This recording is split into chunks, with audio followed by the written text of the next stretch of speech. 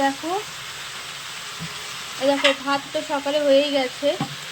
আর এই যে একটা ওই কুমড়ো, সিম তারপরে ফুলকপি দিয়ে পেঁয়াজ কলি সব রকম সবজি দিয়ে একটা তরকারি হচ্ছে।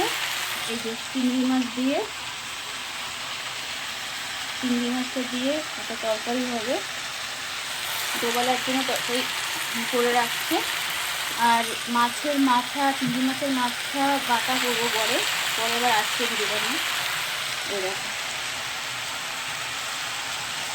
এটা দিয়ে দেবে তরকারিটার মধ্যে।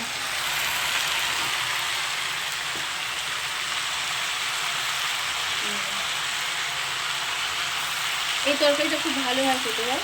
আর আমার মেয়ে না এই তরকারিটা খুব সুন্দর করে, ভালো লাগে খেতে। আর চিংড়ি মাছ করে সব তরকারি ভালো লাগবে। চিংড়ি মাছটা এমনি একটা জিনিস।